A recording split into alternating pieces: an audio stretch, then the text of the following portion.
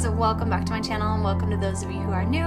My name is Tori and this is At Home with Tori, where I do budgeting and frugal living and tips and tricks to help you guys save money. My family is on a huge budget. We are trying to pay off debt and I figured I would take you guys along with me, and anything that I can do to help us save money could possibly help somebody else save money, so I figured I would go ahead and document this journey for you guys if anyone is interested.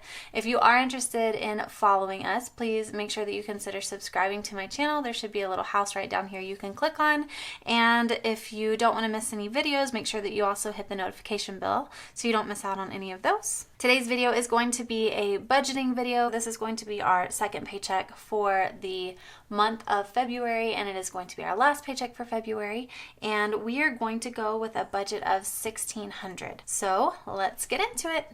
One thing that I do want to mention is, for anyone who is new to budgeting, make sure that you are budgeting off of the lowest amount that you could possibly bring home. Do not budget based off of overtime income or any kind of extra income. You want to make sure to budget off of the lowest amount that you can possibly do a budget on, and make sure that you will be bringing that home, because you don't want to budget based off $2,500 and only bring home $2,000, because then your budget is completely thrown off.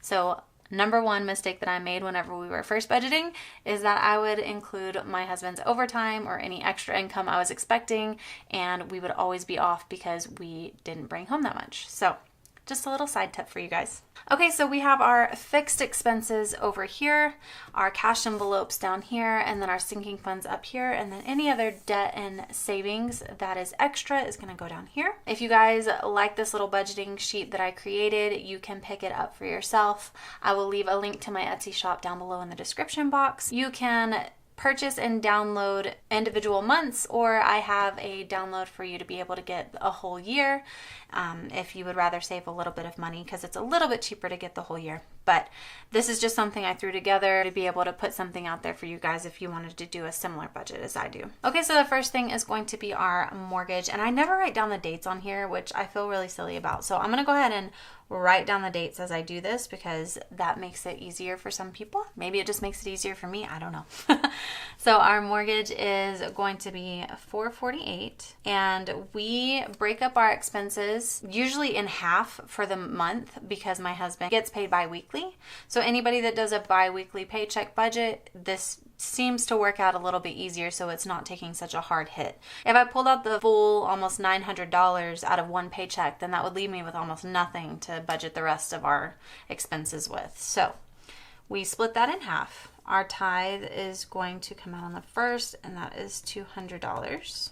Our car loan is something I wanted to talk to you guys about. So we have had a car that we really shouldn't have bought, and it was not a huge expense, but for us it was adding in a car payment that we really didn't necessarily need.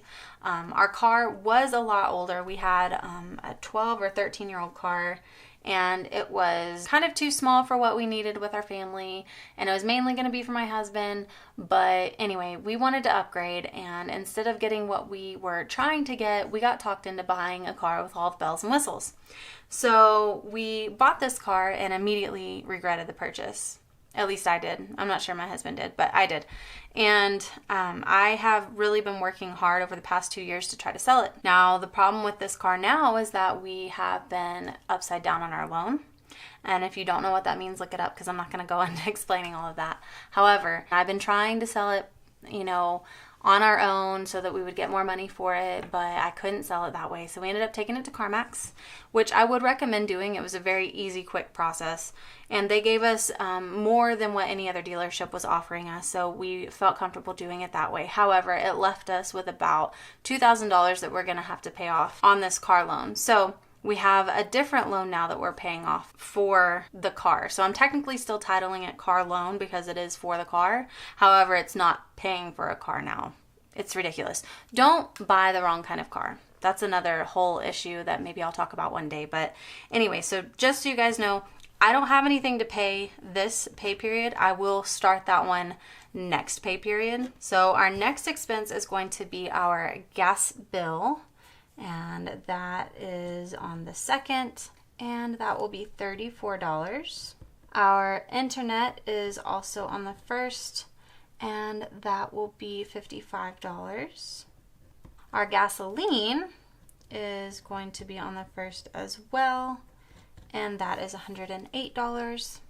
Which, if you're wondering why I have a gasoline expense on here, it's because we put our gas on a credit card and pay it off every single month. So we spend about $200 a month, maybe a little bit less, on gasoline. Now the credit card we are trying to pay off is going to be on the 11th, and that is going to be for $170. That did go up from our normal like $100 because we had to do a balance transfer on one of our cards because it was coming due with that 22% interest, and we did not want to pay 22% interest on the balance that we owe for that credit card, which is like around, it's a little bit under $6,000. Actually, I think it's closer to $5,000 now. But so we did a balance transfer, and it did cost a small fee. I think it was around $200. Which some people might advise against. However, in the big scheme of things, $200 was a lot less than what the interest would be if we kept the same credit card and we're paying 20% interest on it every single month. So we did a balance transfer, and because of that balance transfer, they expect more upfront just because they want to make sure that you're going to pay that bill. So that's why that number did increase. So $170, it will probably be less next month. I always put around $20 in our miscellaneous to make sure that we have a little bit of a cushion in our checking account in case anything was a little bit extra. All right, so the total for that is going to be $1,035 with a leftover of $565. Oh, I put a dot there. My brain's not working so well, guys. I know some of you might be wondering what this $120 is, and I'll get to that in just a little bit. All right, next it is time for our cash envelopes, and we have 5 cash envelopes.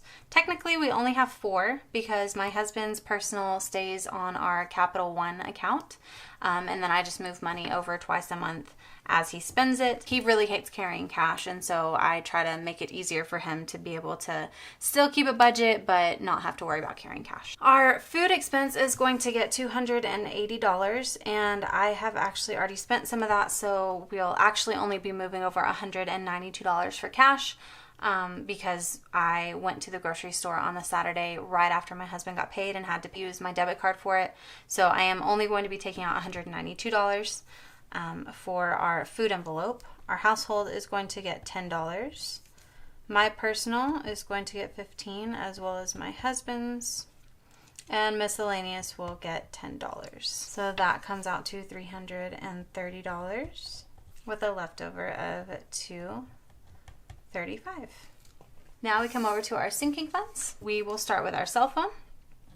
My husband and I use Mint Mobile. I say this in every one of my budgeting videos, but just to remind you guys, I have a video on that. If you would like to watch that, I'll link it right up here. And it just shows you guys how we have switched over to Mint Mobile and how much it has saved us. And honestly, I'm actually getting a free year when I come due for my renewal because of you guys and y'all using my link, and anyone can do that. So I really love Mint Mobile. They always allow you to refer other people, and when those people sign up using your link, you can get a kickback from them. So if you want to use my link, you have to email me and I will send you the link through email. And if you do, you'll save $15 off of your renewal, and I will get a kickback as well. And then you can share it with all of your friends and family and you will get that kickback. So I really like Mint Mobile, and it saved us a ton of money on our budgeting journey. That is why it's only $10. It is not a typo.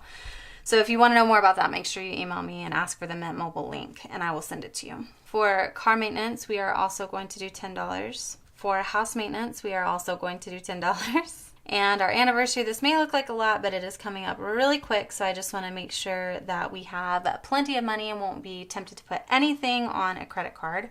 That is going to get $123. Clothes/fun is going to get $5. Subscriptions is going to get $9. Vitamins, I buy a lot of our vitamins, my kids' vitamins, online through Amazon and some other websites, so I have a sinking fund for that, so that's going to get $5. Our car insurance we pay every 6 months, which should probably go down now, but I'm going to keep paying the same amount that we have always paid every single paycheck just to make sure that we don't have any issues with that. So that's $53 a pay period. And then our last one is going to be the pets envelope that I just started, and that will get $10. And that comes out to our $235 with $0 left over. Now, I told you guys I would explain this $120. This right here is what I made from my online income for this past month in January, and I was just paid last week. And so this $120 is what is left over after I took out for taxes, and I will be putting that towards our credit card. I'm actually just going to put CC because that is credit card. So I am going to put $120 extra towards our credit card, and that will equal $120. And then we will have a leftover of $0. All right, let me get that cash and I'll be right back to do the cash stuffing portion of this video. Okay guys, we're back for the cash stuffing portion of this video, and as you can see, we don't have very many envelopes to stuff, but that is okay because that means I don't have as much cash to worry about spending. So let's go ahead and start with the food envelope. And if you watched my previous video where I showed what we spent this last week, that will give kind of an updated version of what we're left with. So I'm not going to go too into depth with that right now. So I'll just go ahead and jump right into it.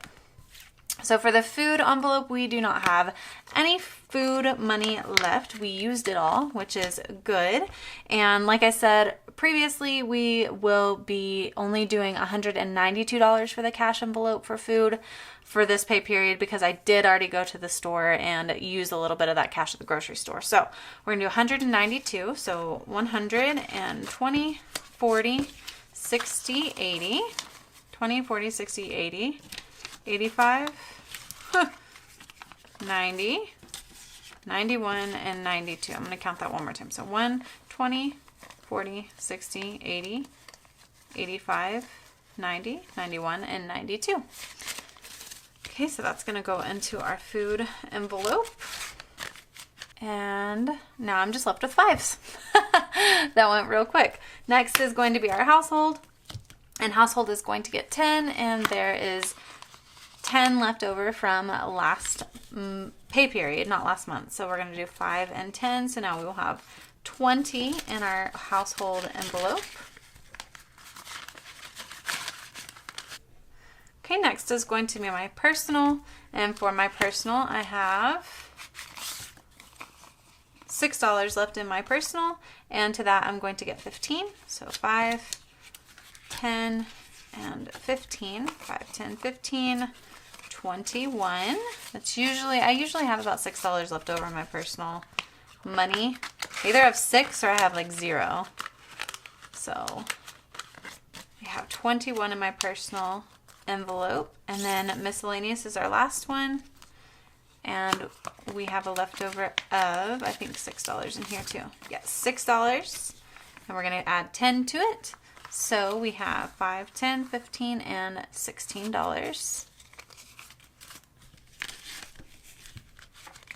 Okay guys, that's going to be it for the cash stuffing portion of this video, and then also for this budgeting video. Thank you guys so much for watching.